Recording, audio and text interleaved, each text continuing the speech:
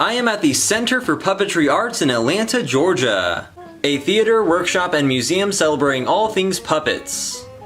This fine institution was opened by Jim Henson himself 45 years ago. And now there is a fantastic display of Henson's Muppets and even personal effects as part of the Worlds of Puppetry Museum. So in this video we will just focus on that. The rest of the museum is featured in a separate video. The Center for Puppetry Arts is home to much of the Jim Henson Company archives. They have over 500 Muppets in the collection here, though they certainly do not display all of them. When Jim Henson was still in high school, he got involved with a local TV station's puppet show. They ended up giving him his own regular 5-minute feature which he called Salmon Friends, for which he would create Kermit the Frog. Jim's eventual wife Jane Nebel also worked with him on the show. She made this puppet. Here's an old Rolfe the dog puppet made by Jim Henson in 1969. Rolfe originally appeared in 1962 on the Jimmy Dean Show, and for Purina dog chow commercials. This is a recreation of Jim Henson's office, which is entirely composed of original furnishings and keepsakes.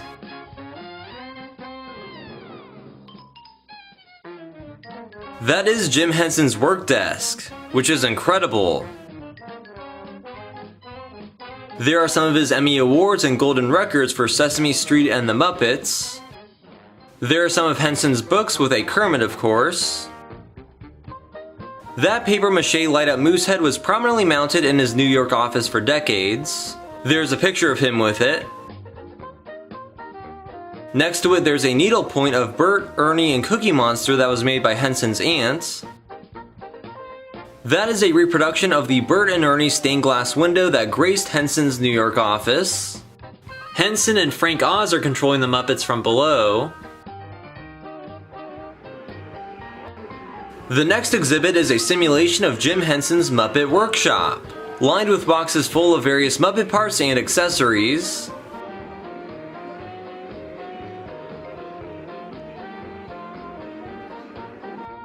That is a realistic dog puppet animatronic used in The Storyteller, a late 80s show retelling European folk tales. Apparently this dog talked in that. There are many interactive elements to the exhibit. Visitors can open drawers and find miscellaneous puppet parts, which is quite fun.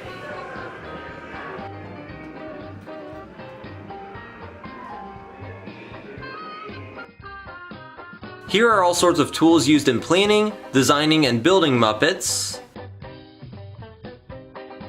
Back during the Muppet Show, puppet makers in the shop were constantly building and refining Muppets and worked with a wide range of materials to create unique designs.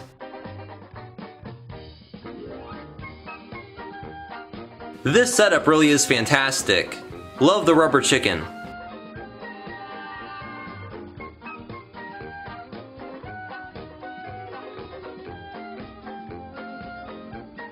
There are quite a few completed Muppets on display in here as well.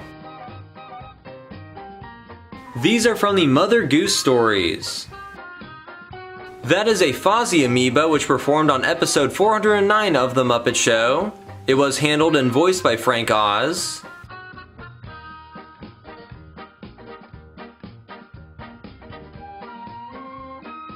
This is a huge camel used in The Muppet Show. Most Muppets were made out of foam rubber which was covered by fleece. There is King Gosh Posh from Hey Cinderella, which was released in 1969. Sesame Street is one of the longest running television programs in history, and that is thanks to Jim Henson, who featured and created Muppet characters for the popular children's show starting in 1969. These are authentic Bert and Ernie Muppets screen used in Sesame Street. They have been staples of the show since the beginning. It looks like they are perpetually showing off a bottle cap collection. This is Big Bird, a full-size walk-around character costume decked out in turkey feathers. For nearly 50 years, Big Bird was performed on Sesame Street by Carol Spinney, who would walk around and operate his beak from inside the suit. He finally retired in 2018.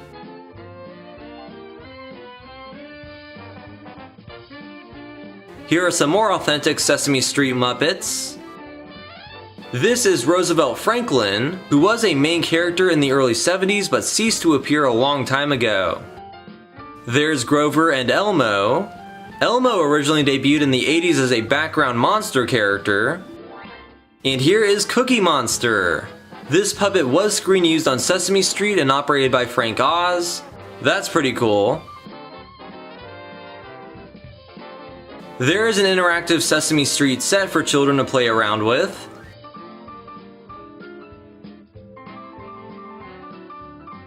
Here is Clementine and Fred the Wonder Horse from Sesame Street. Hey Cinderella was one of the 3 Tales from Muppetland films. Another in 1972 was The Muppet Musicians of Bremen, featuring T.R. Rooster on the left and Leroy Donkey on the right, who looks absolutely absurd and derpy. And this is the screen-used Splurge puppet from Hey Cinderella, performed by Frank Oz.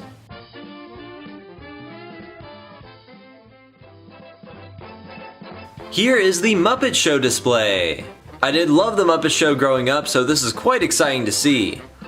Let's start out with Kermit the Frog himself. He's sitting on his director's chair with a megaphone.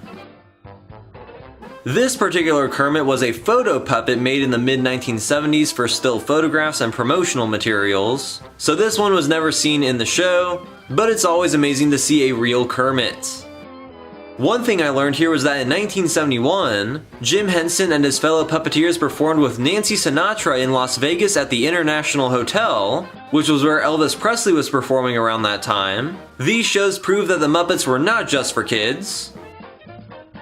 There is an interesting selection of Muppets out. I especially like the Menomina guy from the iconic song. Here is Scooter, a screen-used puppet from 1976. And this is Miss Kitty from the Great Santa Claus Switch. Here is Gonzo. Now this is a reproduction of Gonzo made by a longtime Muppet artist, but he is wearing his actual costume from the Great Muppet Caper.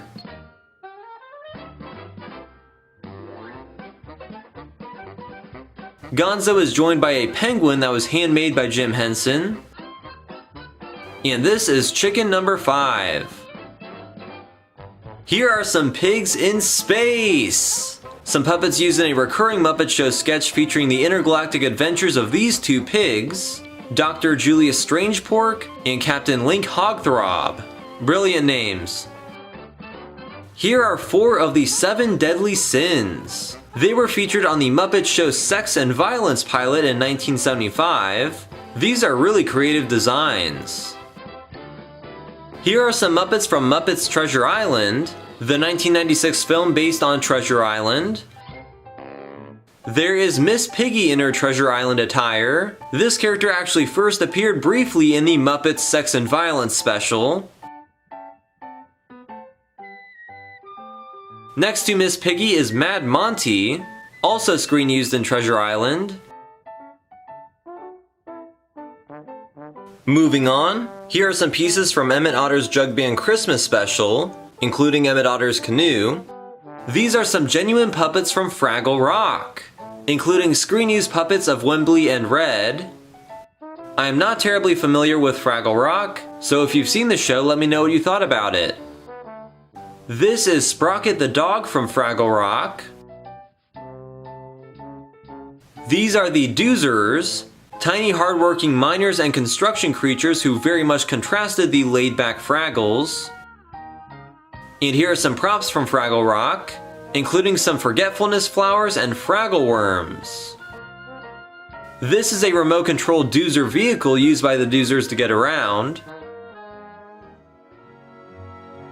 This is a huge life-size animatronic puppet of a Gartham from the Dark Crystal, a 1982 full-length feature film using advanced animatronic puppets. It was a truly pioneering film.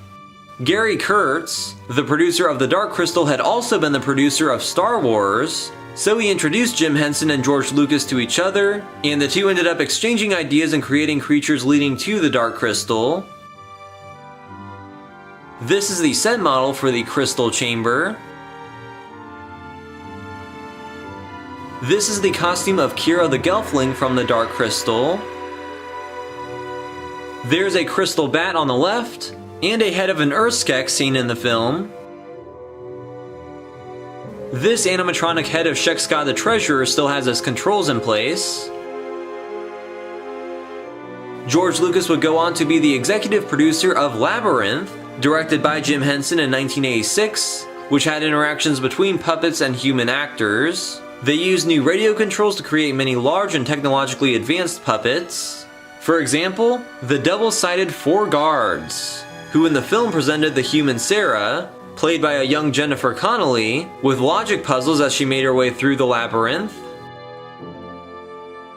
And this is the talking door knocker from Labyrinth. Here are some more props from Labyrinth, in which David Bowie played the Goblin King. These are some puppets from Dog City, one of Jim Henson's last projects starring in 1989.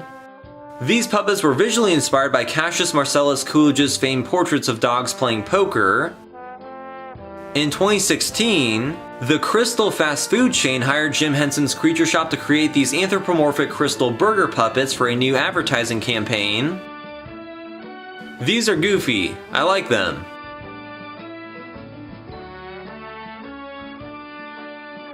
Sadly, Jim Henson passed away in 1990 at the age of 53, but he had a remarkable cultural impact through puppetry.